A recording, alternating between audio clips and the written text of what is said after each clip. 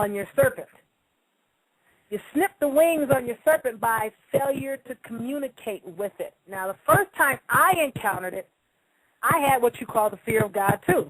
Because I was sitting up, and as you're doing this, at some point you will see an eye open up. You know, you'll have your eyes closed, and you'll be in this meditative state, and all of a sudden you'll see what you call an eye looking back at you. And it's like, what the hell was that? And it's not like any eye you've ever seen. The eye may be black, it may be red, it may be brown, but one thing's for damn sure, it won't be blue. Now, the eye may open up from bottom to top like your current eyes on your face, where the eyelid goes from down and up to open.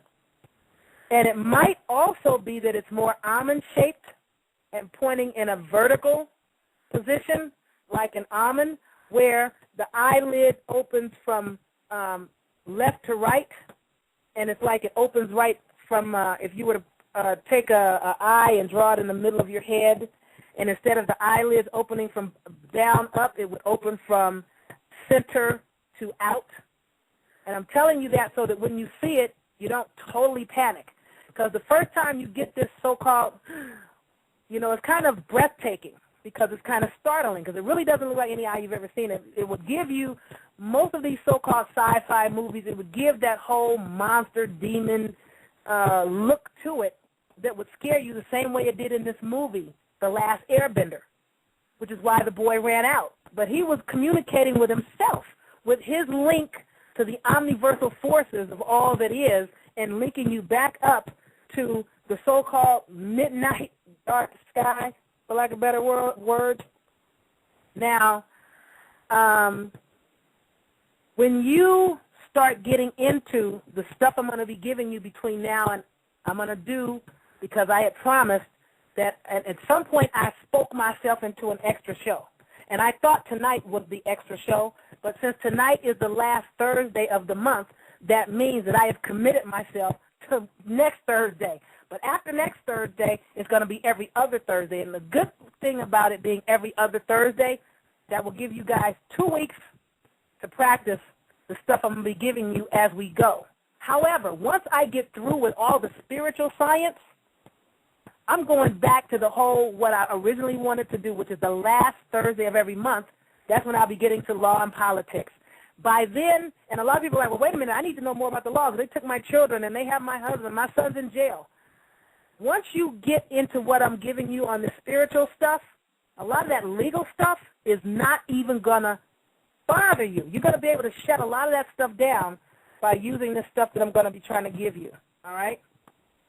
Now, in this movie, this so-called dark force, because, you know, they always talk about the rise of the dark forces, that they don't want to happen, and I bet they don't. Because when this stuff rises for the melanin-rich people, everybody's going to sit the hell down and shut the hell up, and that's just it, and that's all. All right? Now, let me get into the Ark of the Covenant, and I gave that movie for people that are visual so you can go see what I'm talking about. Because otherwise, everything I'm telling you is like, oh, this girl's trying to awaken devils in us. No, I'm not. I'm not attempting to awaken any demons or devils in you. Most likely you're functioning on your demon and devil already. Everybody has what you call a god and what you call a devil. But we have found ourselves, because we are so busy following other strange gods, for lack of better words, you fail to come to know your own.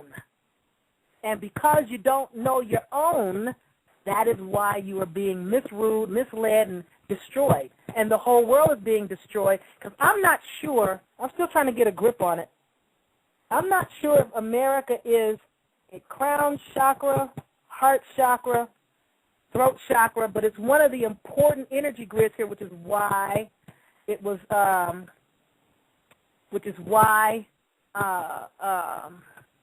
totally lost my train of thought.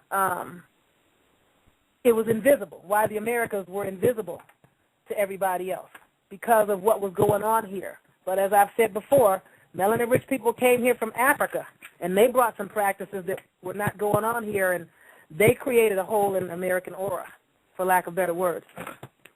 But let's get into this Ark of the Covenant real quick. arc. Now, this is the definition of arc, and I'm going to see if you guys can kind of follow what I'm saying. An arc is a luminous bridge formed in a gap between two conductors or terminals when they are separated. Okay? And then it goes on to say, now this is coming out of the Random House College Dictionary, by the way.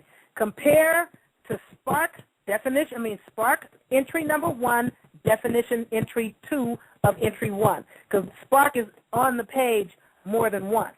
So it said, look up Spark 1, definition 2. Spark 1, definition 2 says, it is the light produced by a sudden discontinuous discharge of electricity through air or another dielectric, and then that was entry A, or another dielectric. Entry B says that an arc or spark is the discharge itself. Entry C for Spark 1, definition 2 says, any electric arc of relatively small energy content.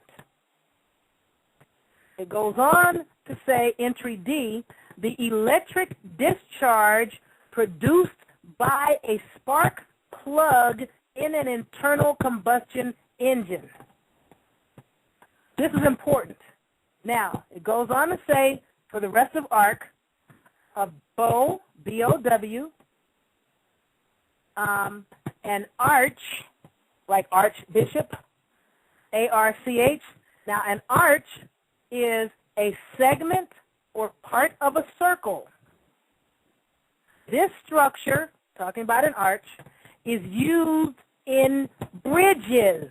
Your pineal is a bridge, and it is an arc. It sets off, it does a thing to help with the spark. And I'm going to go further into that as we go.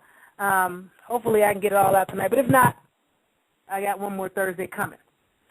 An arc is also, now listen to this, a vault, like a bank vault, a vault, chief, head, to diffuse fragrance, to ascend, origin, beginning, springing or shooting up. Okay? Now, listen to covenant. Covenant is an agreement to stipulate, come together. So the pineal is like sitting in this little cave. Well, let me finish with the definition, and then I'll give you what I'm saying. Covenant also means agree. Now, keep in mind, agree. You can agree or disagree. You go to college to get a degree. You need to know the definition of the word agree. For all of you PhDs and everybody's got all your stuff, the more of an education you have and the more degrees you have, the more dummy down they have made you. Okay? Now, this is the definition of gree, G-R-E-E, superiority, mastery, or victory, the prize of victory, grade, greatest, advancement, quality, value, and it also means to come. Like in the Bible somewhere in the back it says, and the bride and groom say come. That's when the pineal and pituitary do what they're supposed to do to open your psychic eye, and so you can ascend and evolve and rise up when they come together. Now, check out covenant. Oh, that was covenant. My bad. Listen to cove, okay, because cove is the root word of covenant. Cove means cave, closet, small indenture, or recess, an inner room, an alcove, a hollow place, okay? So your pineal is sitting inside your head, inside your skull, not being tapped into. It is a bridge from you directly to what you guys call the Creator or God. Now, a lot of people, when people die, there are people running around collecting these things off of dead people, especially melanin-rich dead people. It's like, God damn, why didn't you guys get your own melanin? I can't harp on that enough. And there are still people that look like me giving it up. Go get your own. All right. Now, it goes on to say, that was the end of those notes. Now, what I wanted to bring out with all of that is, you have this little entity that is a third eye because it's made of the material that the first two eyes are made of.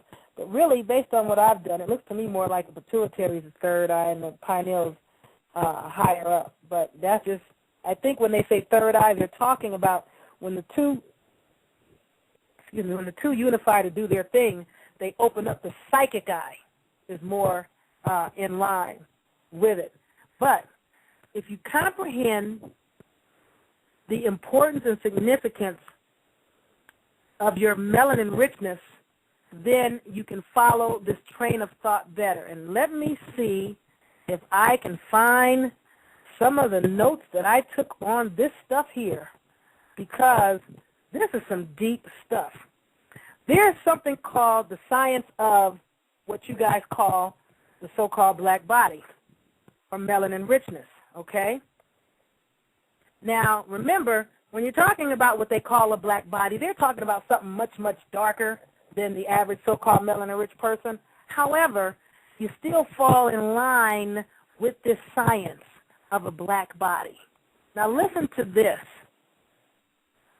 A melanin-rich or so-called black body is an idealized physical body that absorbs all incident electromagnetic radiation, which is, I'm laying the foundation on what I was trying to tell you guys before when I was talking about protons, neutrons, electrons, and space, and photons, and quarks, and how all this stuff works together.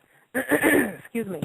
And about magnetic fields and vectors, that was 2 shows ago. So you might want to go and catch up on some of that. Otherwise, I'm probably over your friggin' head.